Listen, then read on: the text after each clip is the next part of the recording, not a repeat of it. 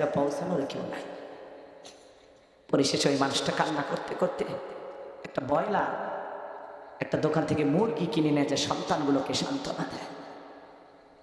আর আপনি ফ্রিজ ভরিয়া বাজারে যা ঠান্ডা কিনে খাচ্ছেন, মনে করছেন কুরবানি কবুল হয়ে গেছে, 7 আসমান পার হয়ে গেছে।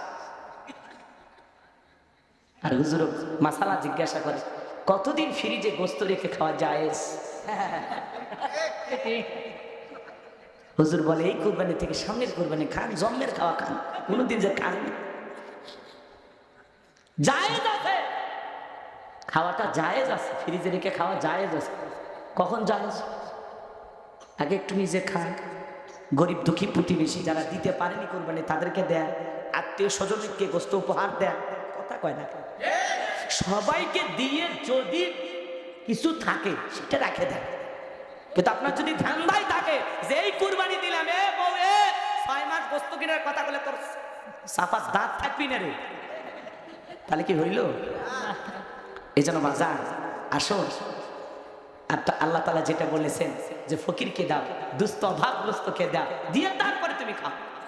নিজে আহার করো, অভাবগ্রস্ত দুস্থ অসহায় বাইসাল ফকির, দুস্থ অভাবগ্রস্ত ফকির মিসকিন যারা আছে এদেরকে দেয়া, দিয়ে তারপরে খাও। পারবো তো ইনশাআল্লাহ? তাহলে 1 নাম্বার নিয়ত সহি কুরবানি আল্লাহর জন্য, ছেলে মেয়ে জামাই বাড়ি গ্রামের মানুষকে খুশি করার জন্য নয়। কথা ক্লিয়ার? খুশি করব কারে? একা খায় না, সবাইকে দিয়ে। যারা দিতে পারেনি তাদের দিকে নজর রাখবো। আশেপাশে আমার প্রতিবেশী ওই দিন গোস্ত ছাড়া কেউ যেন না থাকে, 2-4 টুকরা সাধ্য অনুযায়ী পৌঁছায় দেবেন। পারবো তো ইনশাআল্লাহ? 2 নাম্বার হলো সুদের টাকা, ঘুষের টাকা, হারাম উপার্জনের টাকা দিয়ে কোরবানি দিলে হবে না।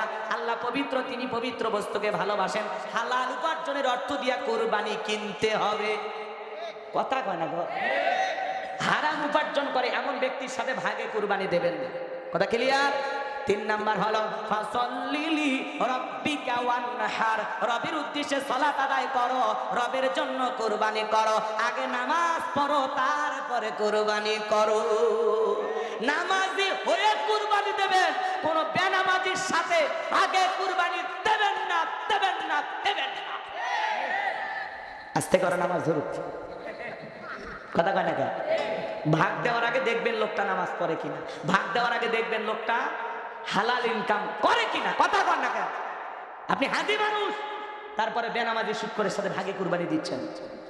জিজ্ঞাসা, চাচা এটা তো হজ করে আসছেন বাড়ি, ভাগে কুরবানি দিচ্ছেন, দেখা গেল 7 জনের মধ্যে 2-3 জনের ডিস্টার্ব আছে। কয় বা হুজুর কি করবেন, একা একটা ছাগল দিবার চাইছিলাম, কিন্তু তোমার চাচি বলতেছে দেখো কেউ তো ছাগলের গোস্ত খায় না, ভাগে একটা গরুই দেয়।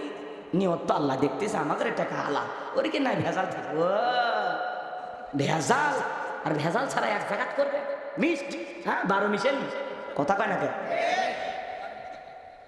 আল্লাহ কিয়ামতে কি বলবে? ওয়ামতাজুল ইয়াউমা আইয়ুহাল মুজরিমুন, হে নাফরমান গুনাহগার যারা আছো, আমার নেককার বান্দাদের কাছ থেকে পৃথক হও, আলাদা হও, সরে যাও। আল্লাহ কি করবে? নেককারদের একটা আর বদকারদের জন্য। তো তাহলে আপনি নামাজি, হাজি, আল্লাহওয়ালা, নেককার, হালাল উপার্জন, তাহলে হারামের সাথে মিশাচ্ছেন কেন? একটা ছাগল দেন, একটা ভেড়া দেন, কথা কয় না?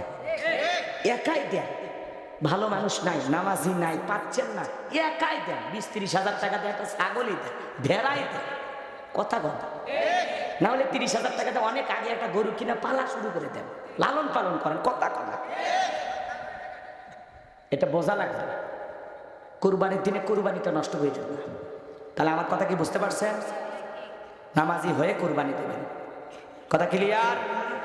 আপনি কয় লাখ টাকার গরু দিলেন, আল্লাহ ওইটা দেখেন। আল্লাহ কি দেখে?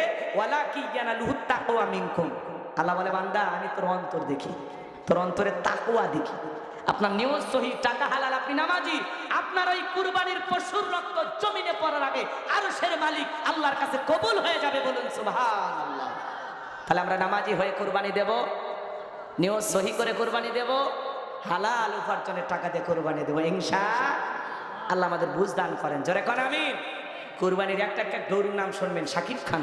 কুরবানির গরুর নাম কি দিতে?